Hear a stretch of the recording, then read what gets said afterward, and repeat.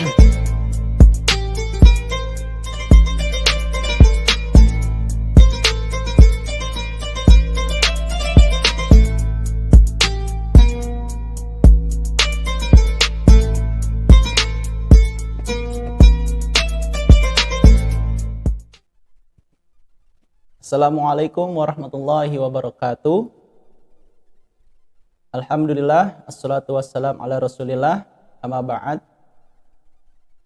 Para mahasantri, para pemirsa sekalian, marilah kita panjatkan puja-puji kita syukur kepada Allah Subhanahu wa taala karena berkat rahmat nikmatnya kepada kita sehingga kita pada hari ini bisa melakukan berbagai aktivitas seperti biasanya. Salawat seiring salam semoga selalu tercurahkan ke hariban habibana wa nabiyana wa maulana Muhammad sallallahu alaihi wasallam, tercurah juga kepada keluarganya, para sahabatnya, dan kita umatnya. Semoga mendapatkan syafaat di yaumil qiyamah nanti. Amin ya rabbal alamin. Para pemirsa sekalian, pada saat dulu ada seorang ulama yang begitu luar biasa keilmuannya, bahkan sampai sekarang namanya pun dikenang oleh umat manusia karena jasanya, yakni ulama yang bernama Al-Khwarizmi. Beliau memiliki pemikiran yang sangat luar biasa lewat penemuannya berupa angka 0, yang sekarang angka 0 tersebut dipakai di setiap belahan dunia. Hal tersebut menjadikan beliau menjadi orang yang sangat dihargai hingga sekarang, bahkan dikenal hingga sekarang. Ada lagi ulama Islam, yakni Ibnu Sina, yang menemukan peralatan medis ataupun ilmu kedokteran modern. Bahkan buku beliau saat ini dipakai menjadi rujukan utama di universitas berbagai belahan dunia pula.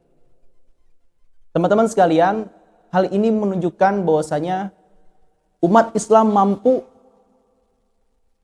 menjadi orang yang hebat.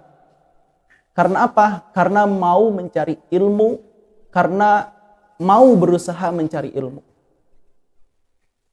Dua tokoh tadi sekiranya menjadi contoh untuk kita agar selalu bersemangat untuk mencari ilmu.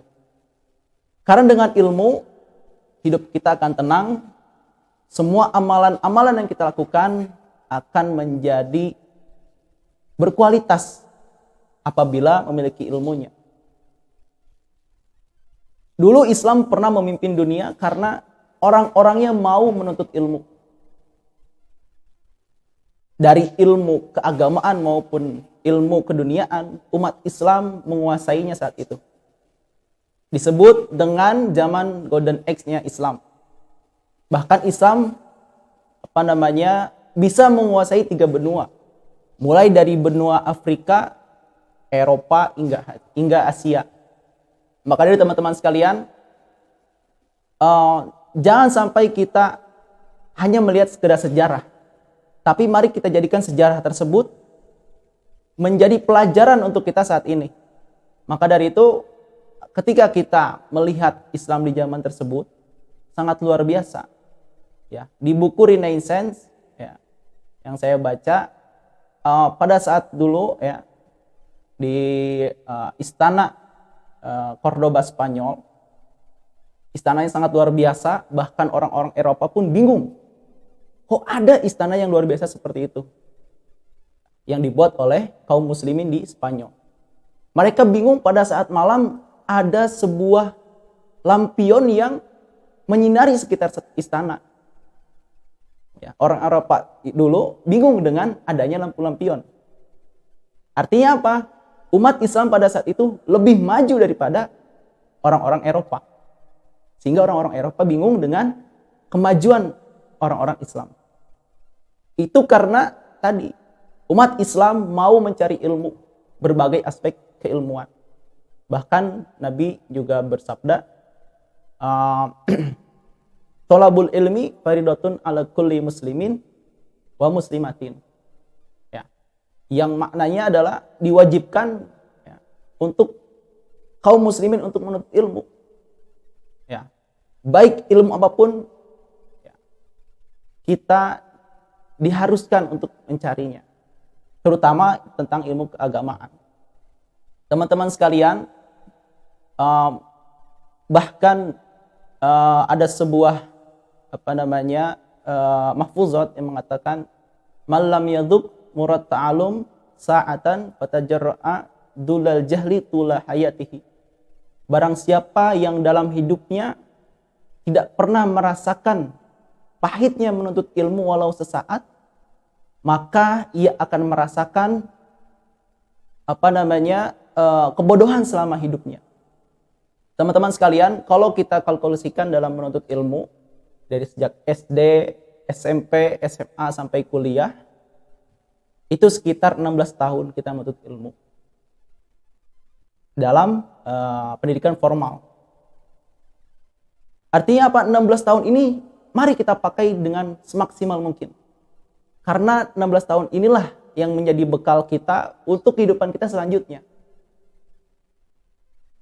Maksimalkan waktu yang kita punya, baik untuk membaca, mendengarkan kajian-kajian, ataupun menuntut ilmu yang memang kita butuhkan. Maka dari itu ketika kita sangat butuh dengan ilmu, maka saat itu pula kita berusaha semaksimal mungkin untuk menuntut ilmu. Teman-teman sekalian, pada saat ini bisa dibilang umat Islam mengalami kemundurannya. Karena apa? Karena umat Islam meninggalkan tradisi dahulu, yaitu etos untuk menuntut ilmu. Ketika kita melihat kembali sejarah masa lalu yang begitu gemilang umat Islam, kita tidak bisa juga terlelap begitu saja dengan sejarah masa lalu dan terpesona begitu saja dengan sejarah masa lalu. Ya. Mari kita jadikan apa yang terjadi pada saat Islam di masa kejayaannya untuk pelajaran kita saat ini. Ya. Bahkan banyak lagi ulama-ulama yang menguasai berbagai aspek keilmuan. Sekarang seperti apa umat Islam? Ya. Bahkan yang kita sedihkan, umat Islam saat ini begitu banyak ketertinggalannya, begitu banyak yang sengsara saudara-saudara kita di sana, mulai dari timur di negeri timur ataupun di Afrika. Seperti apa umat Islam saat ini? Maka dari itu marilah kita sadar akan pentingnya menuntut ilmu. Ya, ketika kita setelah memiliki ilmu, maka melakukan amaliyah pun akan menjadi ilmiah. Karena tadi kita memiliki ilmu. Dan ketika memiliki ilmu, jangan lupa tadi beramal. Karena ketika orang yang tidak memiliki ilmu, yang memiliki ilmu tapi tidak beramal, itu diibaratkan seperti pohon yang tidak memiliki buah. Al ilmu bila amalin kasyajari bila tamarin. Orang yang memiliki ilmu tapi tidak mengamalkannya, itu dianggap seperti pohon tanpa adanya buah. Lalu ketika kita sudah memiliki ilmu yang sekiranya cukup untuk bekal kita, ya, bahkan ketika kita memiliki pengetahuan baru, kata Imam Syafi'i, kullama zadani ilman zadani fahman bijahli. Ya. Setiap kali bertambahnya ilmu pada diri, maka kita semakin tahu akan bodohnya diri. Kata-kata itu menusuk sekali untuk para penuntut ilmu, karena ketika kita merasa baru tahu sedikit, terkadang kita merasa paling tahunya di antara yang lain.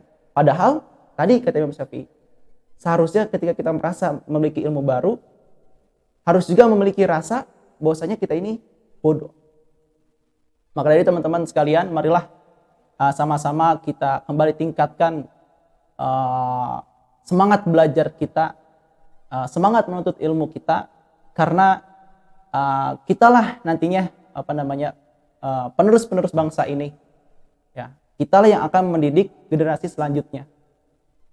Ya, jikalau kitanya saja, generasi kita yang tidak siap untuk menghadapi masa depan, lalu mau diapakan generasi berikutnya, generasi anak-anak kita selanjutnya.